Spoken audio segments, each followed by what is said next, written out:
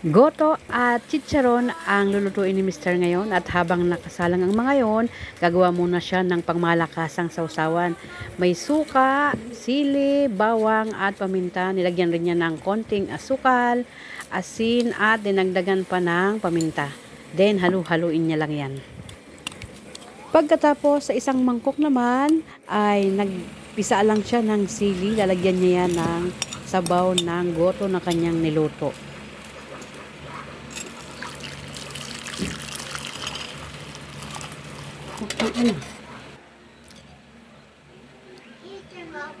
Ayun o.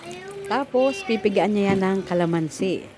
Ang sarap humigop ng sabaw niyan, lalo na at napakainit pa. At dahil masarap ang sabaw kapag mainit pa, hindi rin ako nakapagpigil na tikman ang luto niyang goto. Sa iba ang tawag dito ay kulawo. Kaya tara, tikman na natin.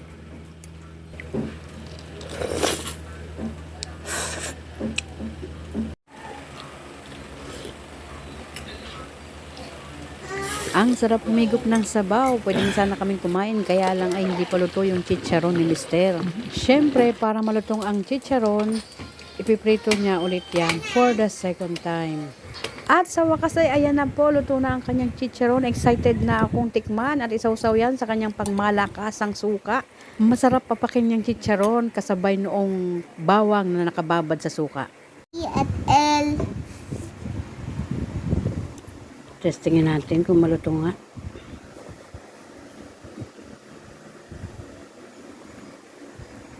Ma. Mister ng Malutong nga.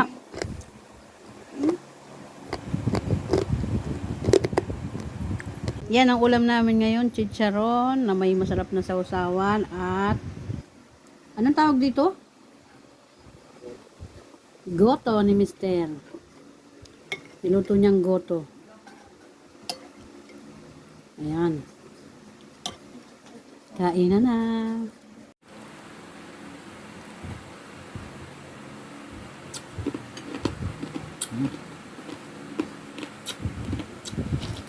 Kain na, Elay.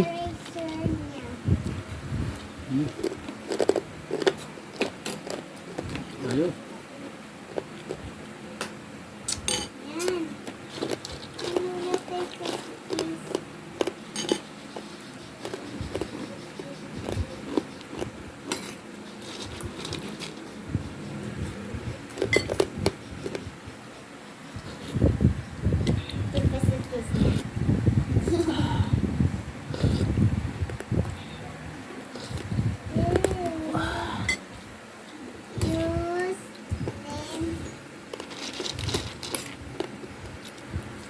Ang sarap papakin.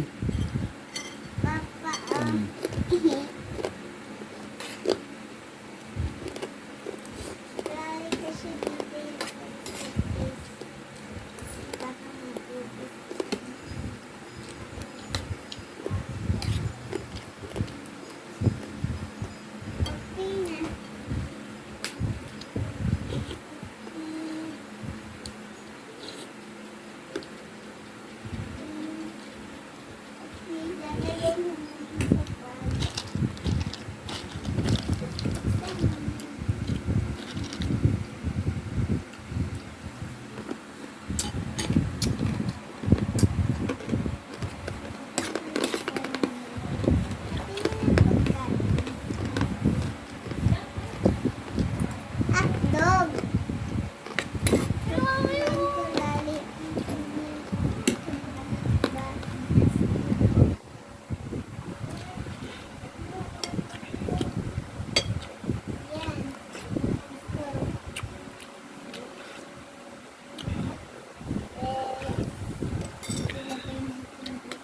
Guys, ang ulam ko po galing kay Lola Pressy. At yung gusto ko, yung luto ni Lola Pressy. Kasi masarap po. Yung luto ni Papa, masarap lang. Kaso mahanghang na yung mahanghang siya. Ayoko hanghang. Hanghang na hanghang. Iinguwag na tubig. Ay, ito yung tinikpan ko. Ayaw ang hanghang. Thank you for watching.